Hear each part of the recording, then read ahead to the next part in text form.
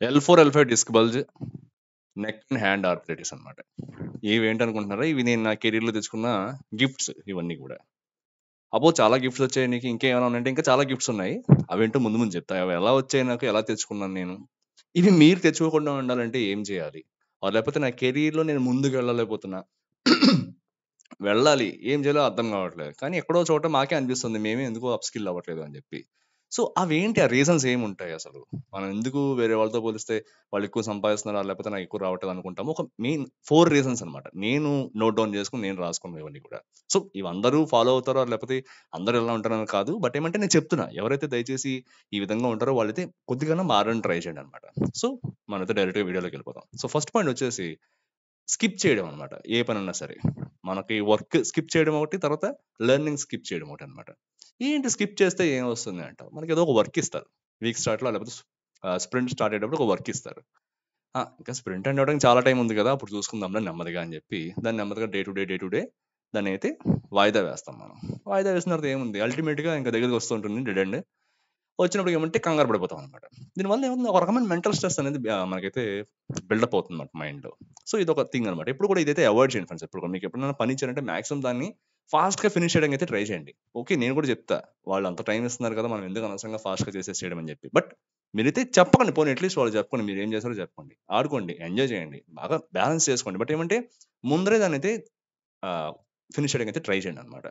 And సెకండొచ్చేసి skip చేయడం వల్ల ఏమవుతుంది? లేపోతే మీరేదో ఒక కొత్త టెక్నాలజీ నేర్చుకోవాలనుకుంటున్నారు.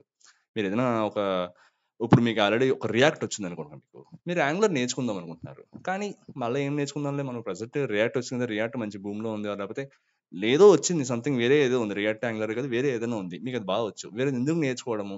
అనవసరంలే అని చెప్పి అనుకుంటే ఇక్కడ ఏం జరుగుతుందంటే మీకున్న కెరీర్ ఆప్షన్స్ లిమిట్ అయిపోతాయన్నమాట. సపోజ్ మీకు ఫ్రంట్ ఎండ్ డెవలప్‌మెంట్ బాగా వచ్చిందనుకోండి. Learn back end development.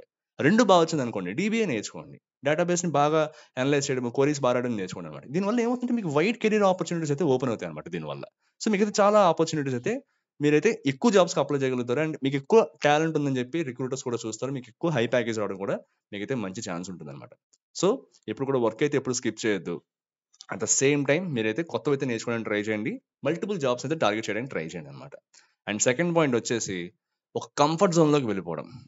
Comfort zone అంటే ఏంటి? ఇప్పుడు నేను బానే పని చేస్తున్నాను గదా! నాకు ఒక నెలకు రూ. 1,00,000 వస్తుంది. లేకపోతే 2,00,000 వస్తున్నాయి. హ్యాపీగా ఉంది ప్రస్తుతానికి. బానే పోతుంది అంతా కూడా.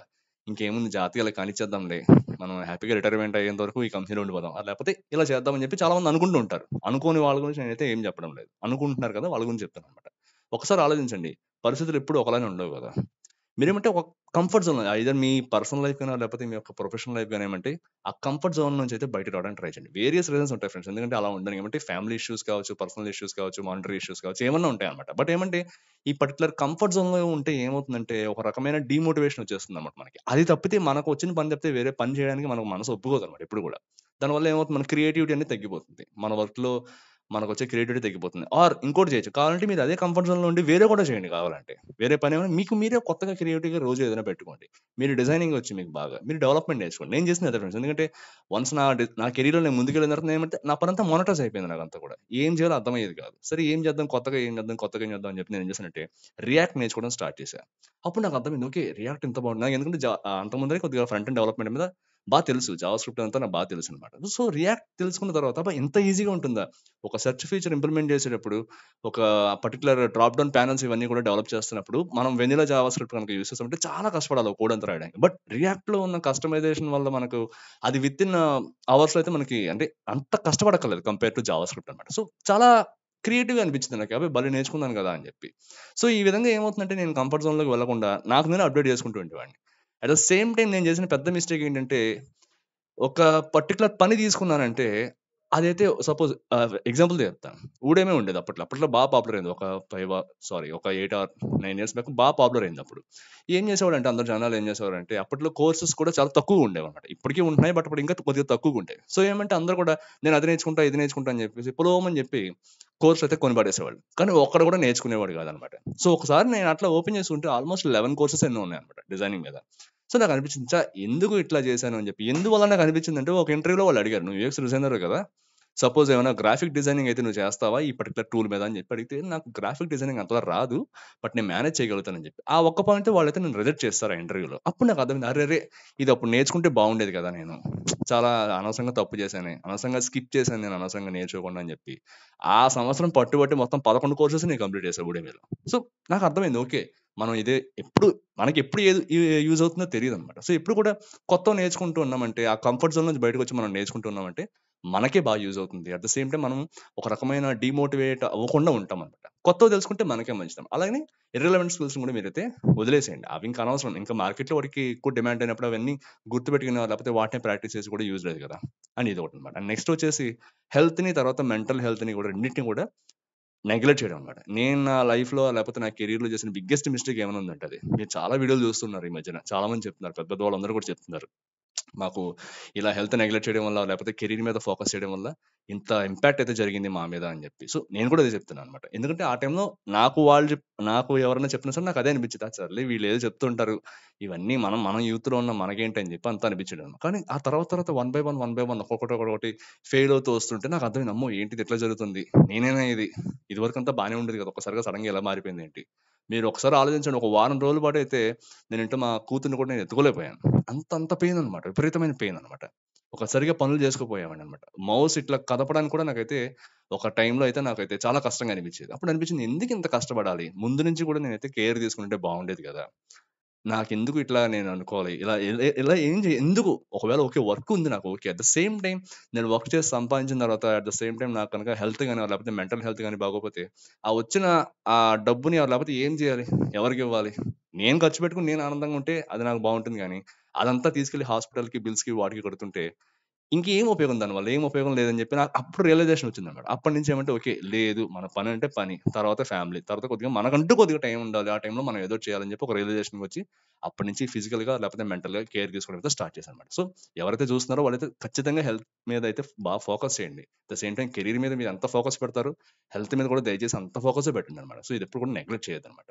అండ్ లాస్ట్ థింగ్ వచ్చేసి బర్న్‌ఔట్ అయిపోవడం అనమాట. అందరికీ చాలా ఇష్టం.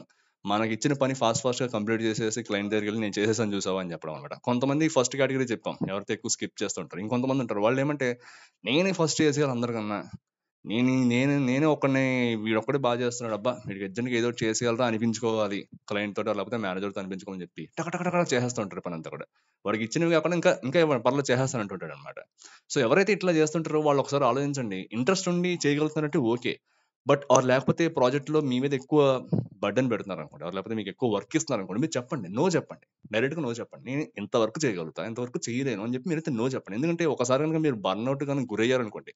ఒక రకమైన డిప్రెషన్ స్టేజ్ అనేది అక్కడే స్టార్ట్ అవుతుంది యాక్చువల్లీ. ఎందుకు ఇంత పనొస్తుంది? ఒక రకమైన ఫ్రస్ట్రేషన్ వస్తుంటుంది. మీతో మాట్లాడే వాళ్ళ మీద మీరు అరుస్తూ ఉంటారు. ఊరికే కోపం వచ్చేస్తుంటుంది. అల్టిమేట్‌గా బీపీ అయితే వచ్చేస్తుందన్నమాట మీకు. సో, ఎప్పుడు కూడా ఈ బర్న్‌ఔట్ అనేది ఎప్పుడు కూడా అయిపోకుండా చూసుకోండి. మీకు మీరే రిలాక్స్ అవ్వండి. ఎప్పుడు కూడా ఒక గంట సేపు వర్క్ చేసిన తర్వాత కాసేపు కొద్దిగా అటు ఇటు చూడడమో, లేకపోతే ఏదైనా చిన్న చిన్న ఎక్సర్‌సైజెస్ చేయడమో, లేకపోతే ఒక కాఫీ తాగి రావడమో, టీ తాగి రావడమో ఏదో ఒకటి చేయండి. అట్ ద సేమ్ టైమ్ ఏమంటే ఒక వీకెండ్ వచ్చిందంటే వీకెండ్‌లో యూజ్ చేసుకోండి ఫ్రెండ్స్ ఎప్పుడు కూడా. అదేమంటే ఒక 5 రోజుల పాటు నిజంగా ఒకడు పని చేసి 5-9 45 గంటల పాటు పని చేసి ప్రొడక్టివ్‌గా ఆ 2 రోజులు కూడా రెస్ట్ లేకపోతే చచ్చిపోతాడు వాడు. ఖచ్చితంగా. ఆ 2 రోజులు కూడా నాకు తెలిసి లీవ్ అందుకే పెట్టారు వీకెండ్. సో, ఏమంటే ఎంజాయ్ చేయండి. మీరు అట్ ద సేమ్ టైమ్ ఎంత ఫోకస్ మీ కెరీర్ మీద పెడతారో, మీ యొక్క హెల్త్ మీద కూడా అంతే ఫోకస్ చేయండన్నమాట. ఎప్పుడు కూడా బర్న్‌ఔట్ అయితే అయిపోద్దన్నమాట. అండ్ నెక్స్ట్ థింగ్ వచ్చేసి మీ పక్కన ఉన్న కొలీగ్స్ తోటి మంచి రిలేషన్‌షిప్ అయితే మెయింటైన్ చేయడానికి ట్రై చేయండి. సో, ఇటువంటి ఎక్కువ మీకు బర్డెన్‌గా ఉంది వర్క్ అన్నప్పుడు వాళ్ళొచ్చి మీకు హెల్ప్ చేస్తారు. నేనున్నాను కదా! నేను ఆల్రెడీ ఇట్లాంటి కాంపోనెంట్ డెవలప్ చేశాను. లేకపోతే నాకు తెలిసి ఇది ఎట్లా చేశాను. సో, నేనొచ్చి నీకు హెల్ప్ చేస్తా అని చెప్పి వాళ్ళైతే వచ్చి చెప్తారు మనకి. సో, మీరేమైనా ఫీల్ అవుతున్నారంటే మీ హైయర్ మేనేజ్‌మెంట్‌తో మాట్లాడటమో, మీ ప్రాజెక్ట్ మేనేజర్‌తో మాట్లాడటమో, అట్‌లీస్ట్ పక్కనున్న పీర్స్‌తో షేర్ చేసుకోవడమో చేయండన్నమాట. మీలో మీరు కుమిలిపోయి వాడు నన్ను ఇలా అనేసాడు, ఇలా తిట్టేసాడు నన్ను అని చెప్పి అనుకున్నారంటే ఖచ్చితంగా అదొక రకమైన మెంటల్ డిప్రెషన్‌కి అయితే దారి తీస్తుందన్నమాట. సో, ఇవన్నీ అయితే అవాయిడ్ చేయడానికి ట్రై చేయండి. సో, నేను అల్టిమేట్‌గా చెప్పేదేమంటే మీ హెల్త్ అయితే ఎప్పుడు కూడా పాడు చేసుకోవద్దు. హెల్త్, టైమ్ ఈ 2 పోయాయంటే మళ్ళా ఇదివరకులా ఉండము మనము ఖచ్చితంగా. టైమ్ అసలు మనం ఎలాగో వెనక్కి తీసుకురాలేం. హెల్త్ గనుక పోయింది అంటే మీకు ఇదివరకు ఆ ఆర్గాన్ పనిచేసినంత ఎఫిషియెంట్‌గా అయితే మళ్ళీ పనిచేయదు. ఖచ్చితంగా ఏదో ఒకటి చేస్తారు మీరు. టాబ్లెట్‌లు ఏసుకోవడం, ఎక్సర్‌సైజ్‌లు చేయడం ఏదో ఒకటి చేస్తారు. బట్ ఏమంటే ఇదివరకు ఉన్నంత హెల్తీగా అది ఉండదన్నమాట. ఎప్పుడు ఇదైతే గుర్తుపెట్టుకోండి. ఈ విషయాలైతే మెయిన్‌గా అయితే గుర్తుపెట్టుకోండి ఎప్పుడు కూడా. సో, ఇవైతే ఫాలో అవ్వడానికి ట్రై చేయండి. Thank you very much and will meet up again. By.